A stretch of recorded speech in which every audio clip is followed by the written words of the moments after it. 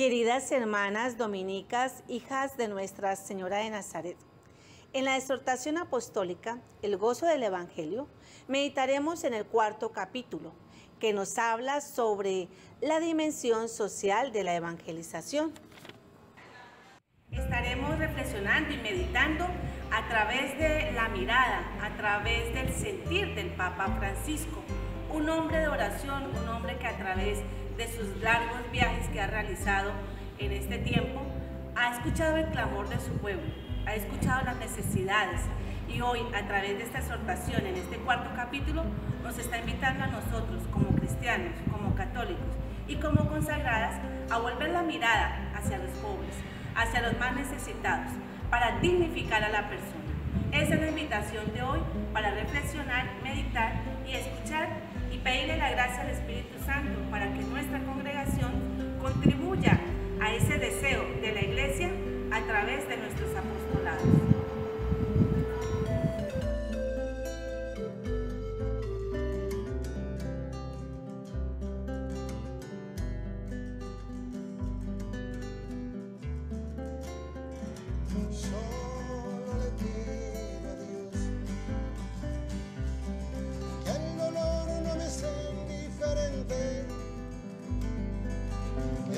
Seca muerte no me encuentre vacío y solo sin haber hecho lo suficiente.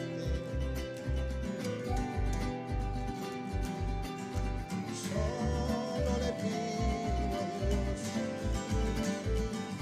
que el injusto no me sea indiferente, que no me abofete en la otra mejilla después de que una garra me arañó esta suerte.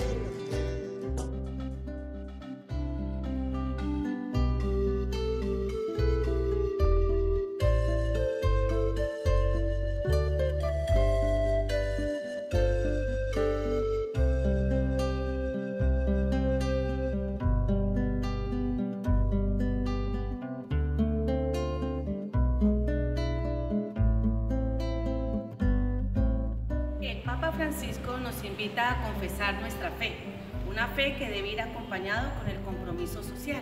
¿Qué es confesar nuestra fe?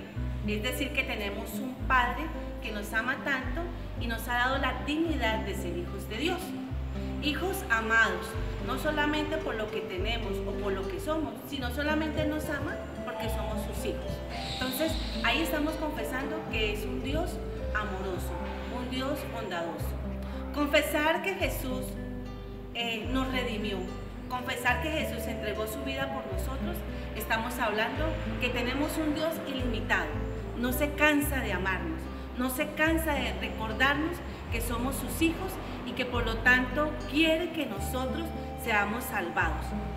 Jesús no nos salvó solamente a nivel individual, nos salvó a nivel comunitario. Hablar del Espíritu Santo es confesar que Dios es el que nos mueve, es el que hace posible que nosotros hagamos el bien, porque la evangelización, ¿qué es? Es la liberación del pueblo, es la liberación de la persona. Confesar la fe es decir que todo ser humano tiene una dignidad de ser hijos de Dios.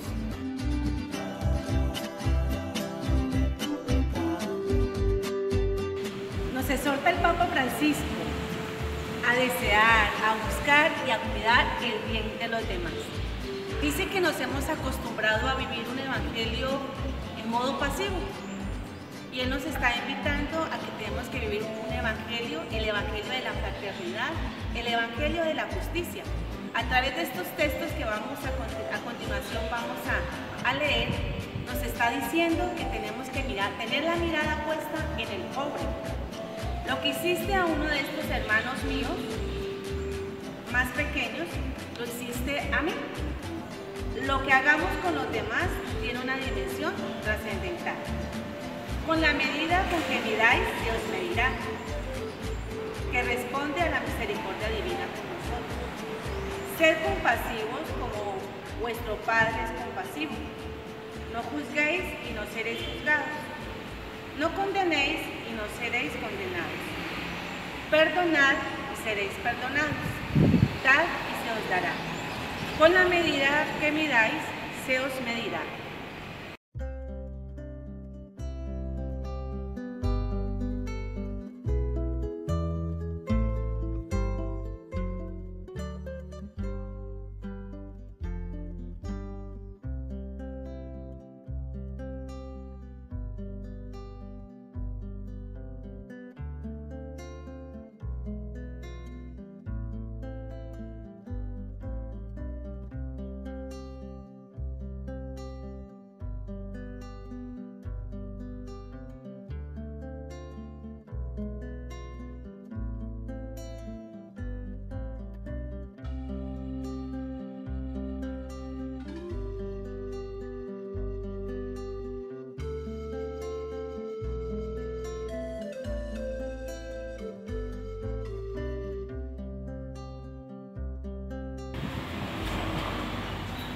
Estos textos expresan absolutamente la prioridad de salir de sí hacia el hermano, de ir hacia los más necesitados, para dignificar a la persona, para reconocer que son hijos de Dios y que deben y tiene la iglesia y el gobierno de trabajar por el bien común, ir a donde más nos necesitan.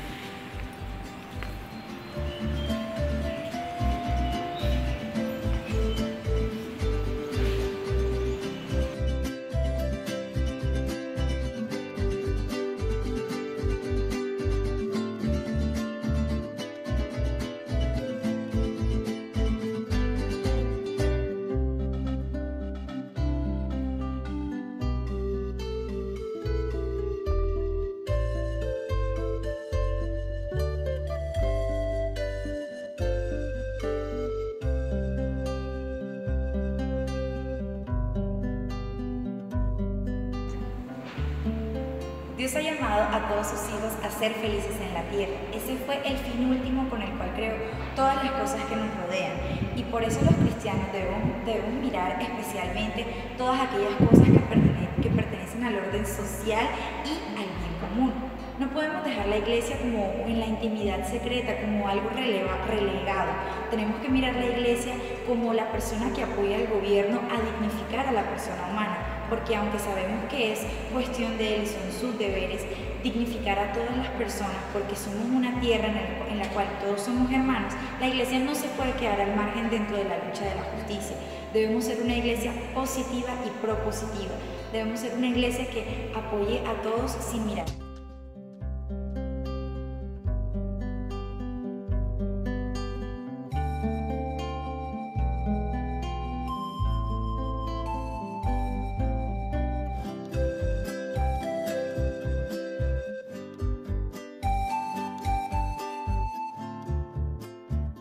El Papa Francisco en esta exhortación del gozo del Evangelio toca dos cuestiones fundamentales históricas. Una es la inclusión social de los pobres y la otra es el bien común y la paz social. El Papa hace referencia a Juan Pablo VI, donde dice que el desarrollo del ser humano no solamente es para todos los hombres, sino para todo el hombre. Es decir, que esa justicia social, ese compromiso social toca la dimensión económica, social, política, emocional, afectiva, personal. Por eso no se puede pensar que la caridad o que la solidaridad abarca cositas sencillas. Hoy colaboro aquí, mañana sale otra cosita, sale este problemita y listo. Es como decir, hoy qué hago y qué puedo resolver solamente por hoy. El Papa dice que la caridad no es una caridad a la carta, con personas concretas. La caridad abarca más.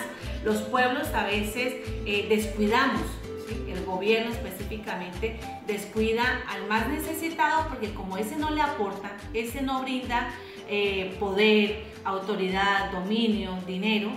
Y el Papa viene a decir, no, el clamor del pueblo es tan grande que no podemos ser sordos. Por eso trae a colación el libro del Éxodo, donde Moisés, estando en su tierra, feliz, contento, se le aparece Dios en la zarza ardiente, recordemos. Y el Papa le dice a Moisés que salga de ese lugar, ¿sí? Que salga de ese sitio de confort y que vaya, porque Él ha escuchado el clamor de su pueblo.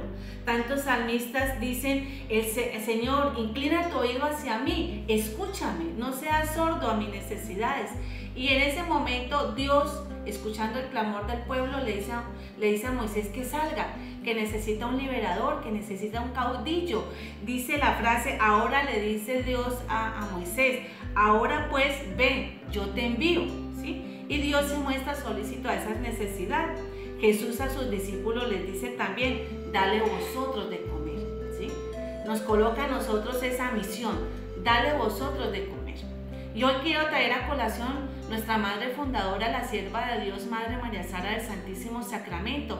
Ella hace 80 años escuchó el clamor de campesinos, de mujeres, de niños, y no se quedó solamente pensando en cosas sencillas, normalitas, sino que fundó la congregación Nuestra Obrita de Nazaret, que hace 80 años estamos contribuyendo a esa formación de niños, de jóvenes, a través de la educación, a través de la salud, a través de la escucha silenciosa, pero también asertiva y propositiva y positiva, el colaborar con los abuelos, en los seminarios. Ustedes, hermanas que están en los diferentes apostolados, ¿estamos escuchando el clamor del pueblo? ¿Estamos dando lo que ellos necesitan? ¿Les estamos dando de comer? Comer de la palabra de Dios. El mismo Papa Francisco nos está diciendo en su exhortación que hay muchas necesidades, y una de las grandes necesidades que tiene el ser humano es la espiritualidad, vivir los sacramentos, contribuir a que la persona desde la edad más pequeña, de 5 o 4 años, hasta nuestros mayores, tengan la posibilidad del encuentro íntimo con Dios, que reconozcan que Dios los ama, que Dios está ahí, que conoce sus dolores, que conoce sus sufrimientos. Por eso la invitación, mis queridas hermanas, es a que sigamos respondiendo a ese llamado en el apostolado en que nos encontremos. ¿Qué es la justicia? Es que nosotros a nuestros trabajadores paguemos lo justo, que llevemos la contabilidad con responsabilidad, con seriedad, con transparencia. El Papa dice que hay que trabajar por los pueblos. Nosotros, desde el sitio en que nos encontremos, debemos trabajar por esa justicia, por esa equidad, darle a quien le corresponde. El Papa dice muy bien claro: a veces se trata de escuchar el clamor de pueblos enteros, de los pueblos más pobres de la tierra, porque la paz se funda no solo en el respeto a los derechos del hombre, sino también el derecho de los pueblos. Dice el Papa que hay que hablar no solamente de asegurar la comida para todos o el techo para todos, hay que hablar sobre la prosperidad, sin acentuar bien alguno. ¿Y esto qué implica? Educación, acceso al cuidado de la salud, especialmente trabajo, porque el trabajo libre, creativo, participativo y solidario, el ser humano expresa y acrecienta la dignidad de su vida. Una persona que se siente responsable, que se siente escuchada, una persona que dice que puede colaborar desde donde pueda, como con sus posibilidades, se siente feliz.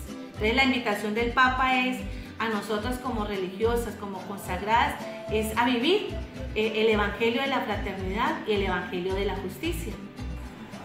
En esta parte de la Evangelii Gaudium vamos a hablar de la inclusión social de los pobres para continuar con este estudio que estamos realizando. Vamos a tratar estos 4 puntos: la fidelidad al Evangelio para no correr en vano, el lugar privilegiado de los pobres en el pueblo de Dios, economía y distribución del ingreso y, por último, cuidar la fragilidad.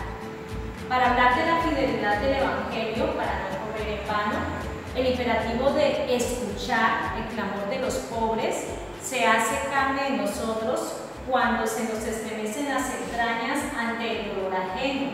Reveamos algunas enseñanzas de la palabra de Dios sobre la misericordia para que resuene con fuerza en la vida de la Iglesia y más exactamente en nuestra vida personal. De la carta del apóstol Santiago. Ustedes deben hablar y portarse como quienes han de ser juzgados por la ley que nos trae libertad. Pues los que no han tenido comprensión de nosotros, sin comprensión serán también juzgados. pero los que han tenido comprensión saldrán victoriosos a la hora del juicio. De la primera carta del apóstol San Pedro. Tened ardiente caridad unos por otros, porque la caridad cubrirá la multitud de los pecados.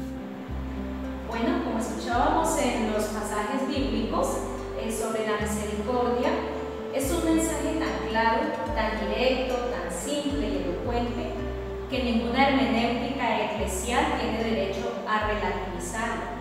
La reflexión de la Iglesia sobre estos textos no debería oscurecer o debilitar su sentido exhortativo, sino más bien ayudar a asumirlos con valentía y fervor. ¿Para qué complicar lo que es tan simple? ¿Para qué oscurecer lo que es tan claro?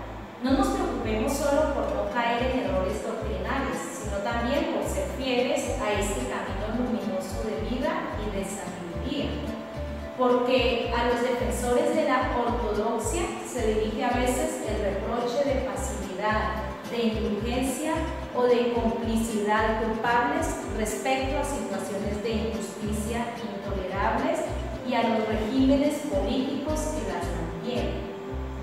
Cuando San Pablo se acercó a los apóstoles de Jerusalén para discernir si corría o había corrido en vano, el criterio clave de autenticidad que le indicaron fue que no se olvidara de los pobres. Este gran criterio para que las comunidades paulinas no se dejaran devorar por el estilo de vida individualista de los paganos tiene una gran actualidad en el contexto presente, donde tiende a desarrollarse un nuevo paganismo individualista. La belleza misma del Evangelio no siempre puede ser adecuadamente manifestada por nosotros, pero hay un signo que no debe faltar jamás: la opción por los últimos, por aquellos que la sociedad descarta y desecha. Tenemos también el lugar privilegiado de los pobres en el pueblo de Dios. El corazón de Dios tiene un sitio preferencial para los pobres, tanto que hace que Él mismo se hace pobre. Todo el camino de nuestra redención está asignado por los pobres. Esta salvación vino a nosotros a través del sí de una humilde muchacha, de un pequeño pueblo perdido en la periferia de un gran imperio. El Salvador nació en un pesebre, entre animales, como lo hacían los hijos de los más pobres. Él quiso tomar o asumir esa sencillez, esa pobreza, hacerse carne, no solamente desde la parte humana, sino desde la parte material. Nuestro compromiso no consiste exclusivamente en acciones o en programas de promoción y asistencia. Lo que el espíritu moviliza no es un desborde activista, sino ante todo una atención puesta en el otro, considerándolo como uno consigo. Esta atención amante es el inicio de una verdadera preocupación por el otro. El verdadero amor siempre es contemplativo. Nos permite servir al otro no por necesidad o por vanidad, sino porque Él es bello, más allá de su apariencia. Del amor por el cual a uno le es grata la otra persona, depende que le dé algo gratis. El pobre, cuando es amado, es estimado como de alto valor. Y esto diferencia la auténtica opción por los pobres de cualquier ideología, de cualquier intento de utilizar a los pobres al servicio de intereses personales o políticos, como se ve mucho hoy en día.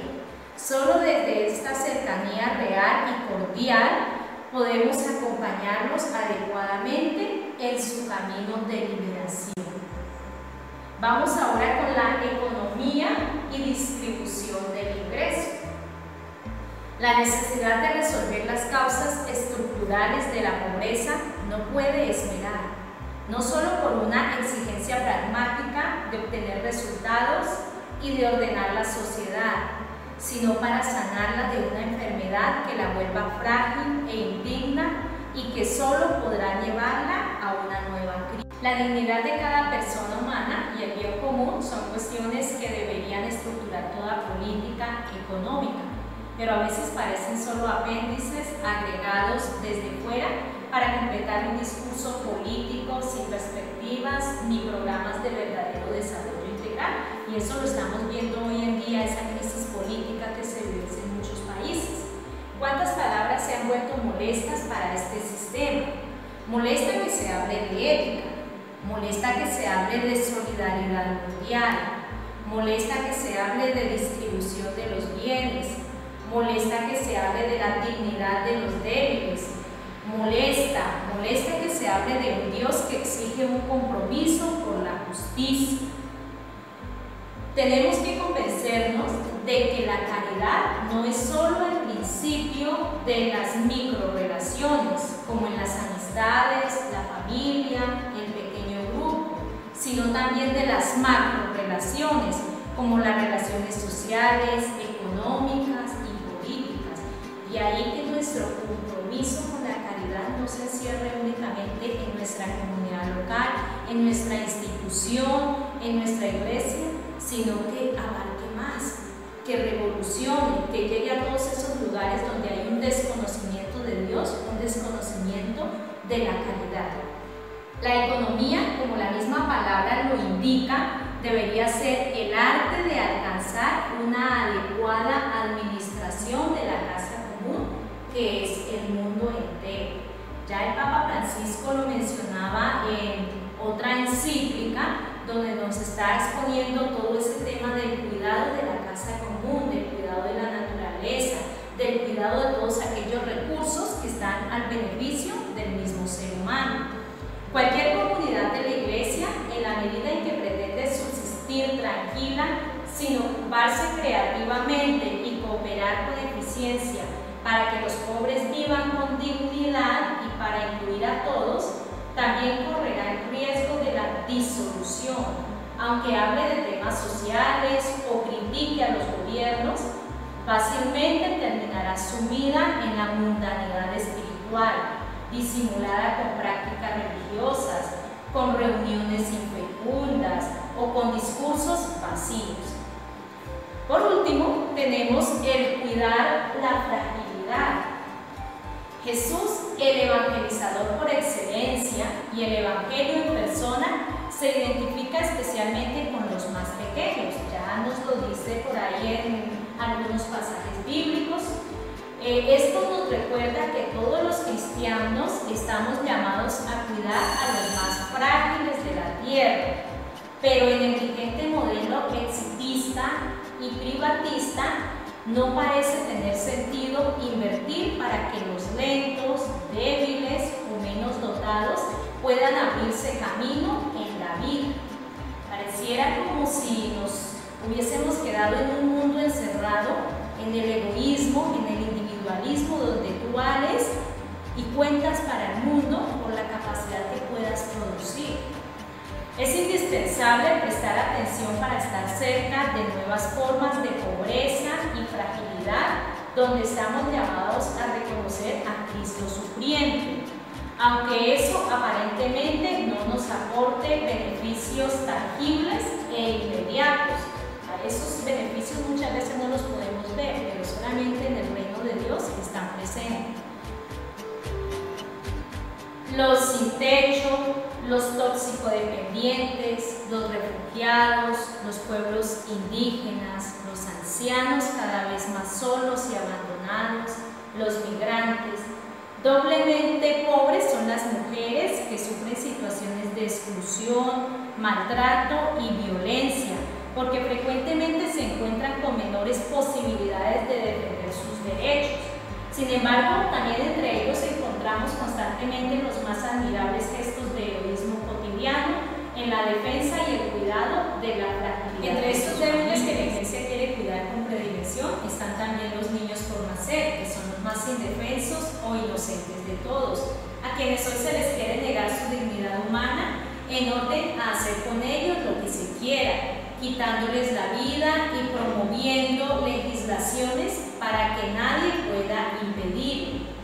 Hay otros seres frágiles e indefensos que muchas veces quedan a merced de los intereses económicos o de un uso indiscriminado, el conjunto de la creación. Los seres humanos no somos meros beneficiarios, sino custodios de las demás criaturas.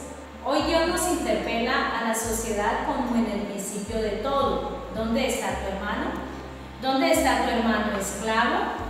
¿Dónde está ese que estás matando cada día en el taller clandestino, en la red de prostitución, en los niños que utilizas para mendicidad, en aquel que tiene que trabajar a escondidas porque no ha sido formalizado? No nos hagamos los distraídos. Hay mucho de complicidad. La pregunta es para todos. En nuestra ciudad está instalado este crimen mafioso y aberrante, y muchos tienen las manos preñadas de sangre debido a la complicidad cómoda y muda. ¿Quién puede dejar de comprender esas situaciones de tanto dolor? Esta realidad social que no es ajena a nuestros lugares de apostolado, nuestros niños, nuestros jóvenes, adulto mayor, las familias de nuestras instituciones, inclusive nuestras propias familias. ¿A qué nos compromete? ¿Qué estamos haciendo? Como congregación de dominicas, hijas de Nuestra Señora de Nazaret, ¿qué tal está nuestro compromiso social? Y quisiera concluir esta parte con las palabras de su santidad el Papa Francisco, abro comillas: pequeños pero fuertes en el amor de Dios, como San Francisco de Asís. Todos los cristianos estamos llamados a cuidar la fragilidad del pueblo y del mundo en que vivimos. Cierro comillas.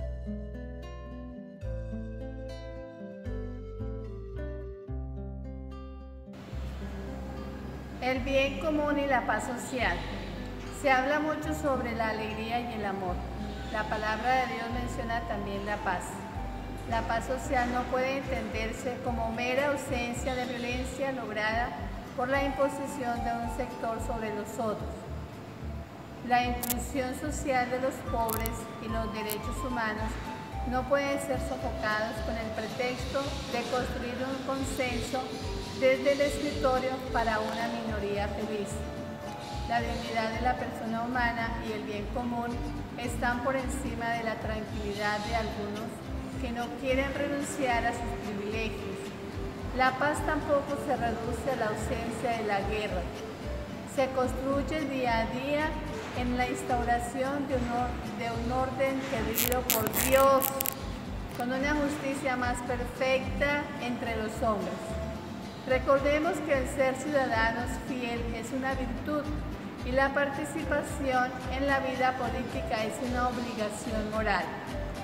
Para avanzar en esta construcción de un pueblo en paz, justicia y fraternidad, hay 4 principios relacionados con tensiones bipolares propias de la realidad social.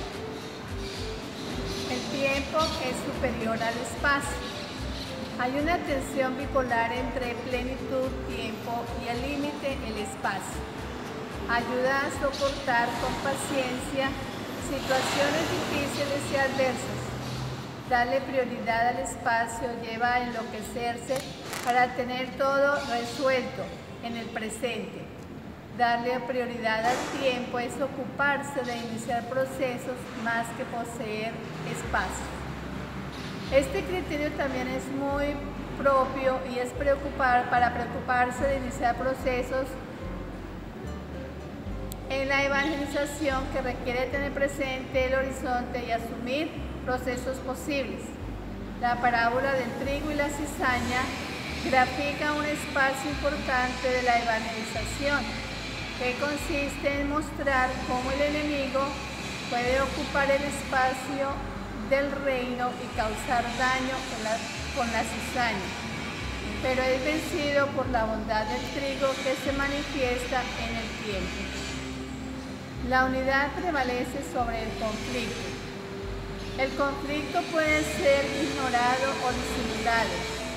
Ha de ser asumido, pero si quedamos atrapados en él, perdemos perspectivas, los horizontes se limitan y la realidad misma queda fragmentada.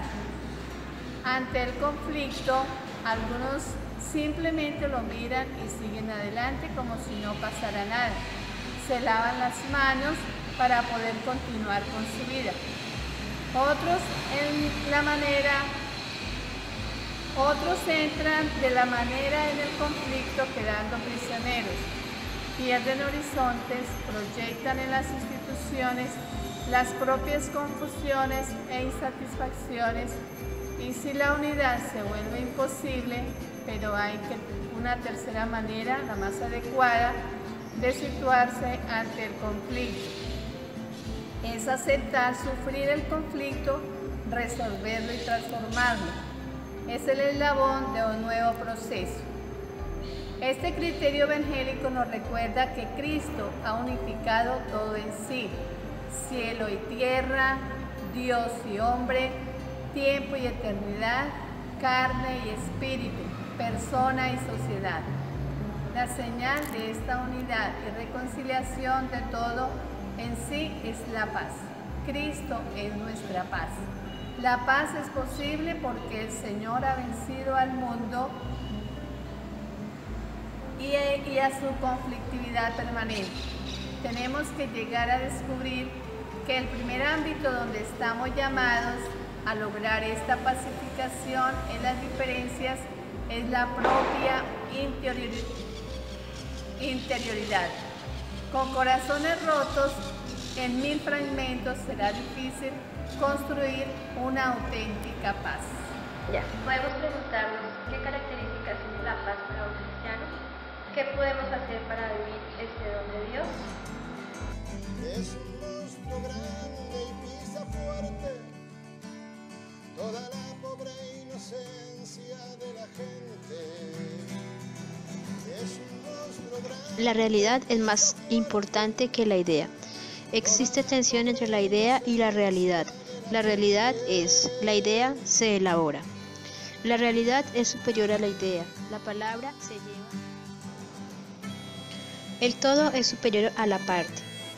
Debemos prestar atención a lo global para no caer en la mezquindad cotidiana, sin perder de vista lo local. Así podremos caminar con los pies sobre la tierra y valorar la belleza que Dios derrama fuera de sus límites. Si valoramos el cuidado de la ética de la persona y llenamos los conocimientos de humanidad, podremos convocar a las personas y llevarles el Evangelio con alegría. Un traidor puede más que unos cuantos, que esos cuantos no lo olviden fácilmente. Solo le pido a Dios que el futuro no me sea indiferente. Desahuciado está el que tiene que marchar a vivir una cultura diferente. Solo le pido a Dios que la guerra no me sea indiferente. Es un monstruo grande y pisa fuerte toda la pobre inocencia de la gente. Es un monstruo grande y pisa fuerte toda la pobre inocencia de la gente.